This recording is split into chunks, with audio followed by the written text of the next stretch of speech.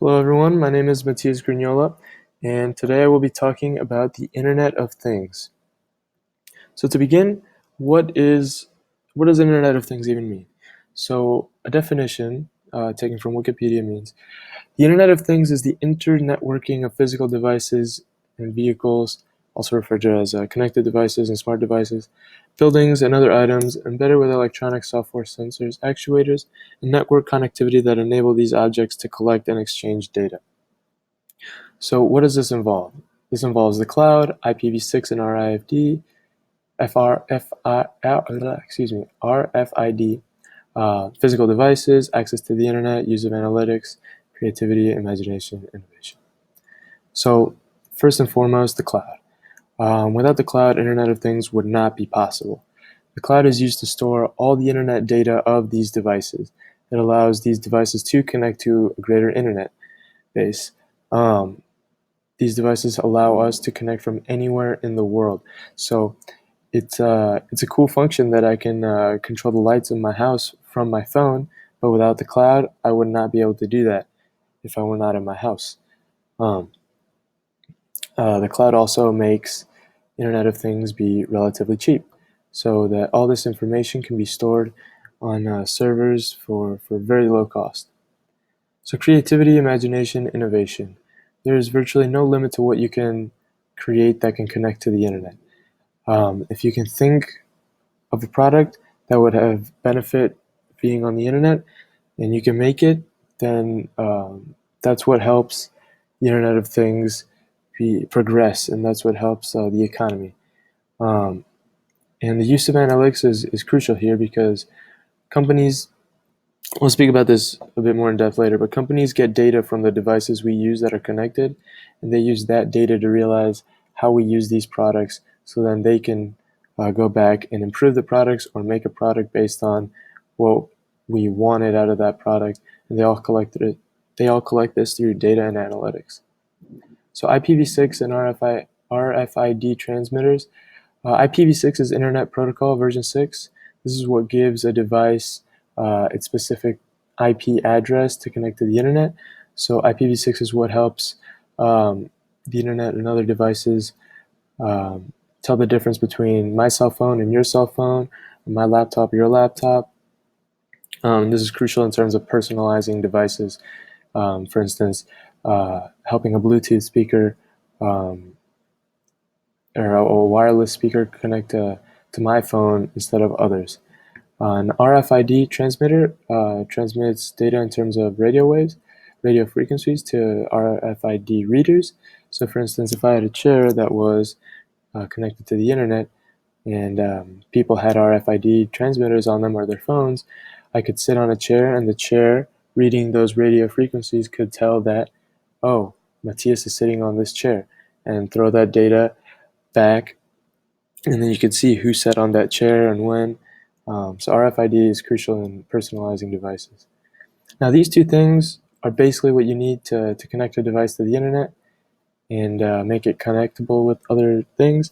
It only costs $4 to connect something. So if you can make a product um, that'll do well in the market, you only need $4 to actually make it Internet of Things capable. So devices, these devices need to have some sort of control. For instance, iPhones or cell phones, you can connect your music wirelessly. That's offering control.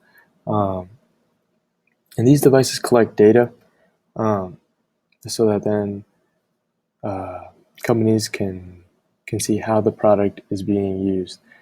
Uh, for instance, my example with the chair does not control anything specifically, but it controls the data.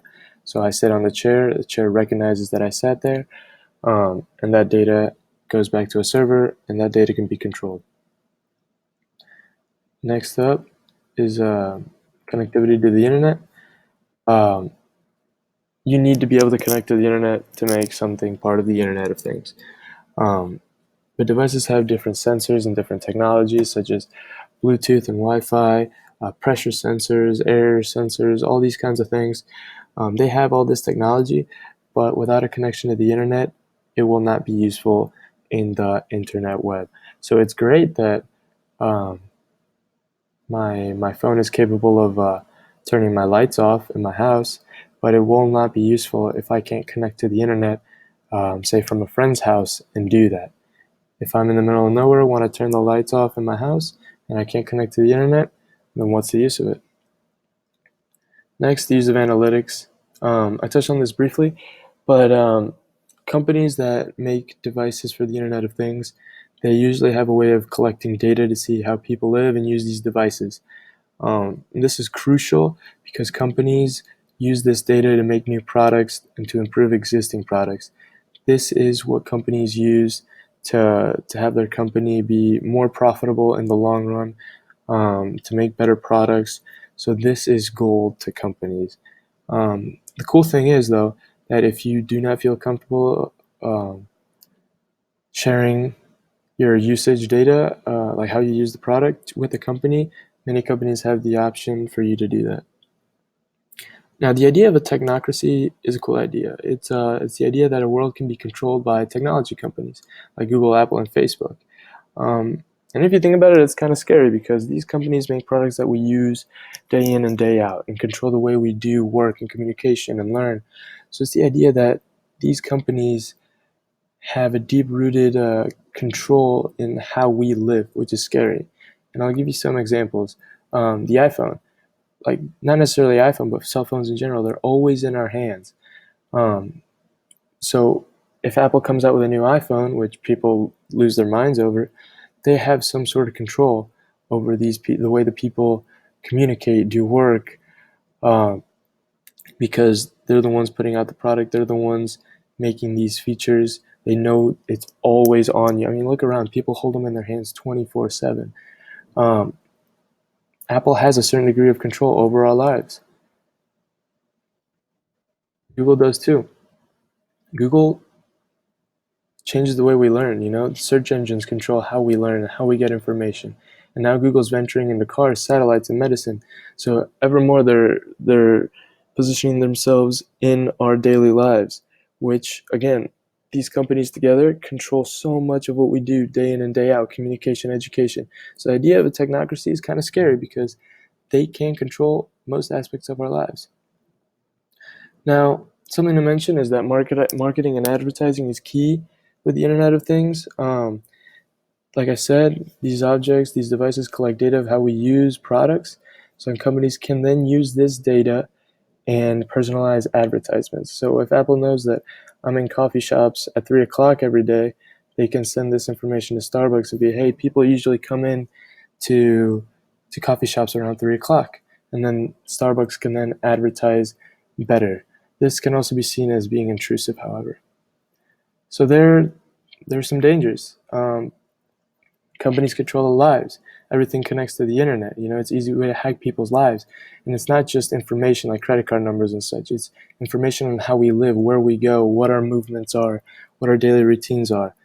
This is important information. I'd say more valuable than monetary information. This is how society works. And this information is out there on the internet. It's also one kill switch to wipe out the way we live. Imagine Google and iPhones not working all of a sudden. People would go into a frenzy.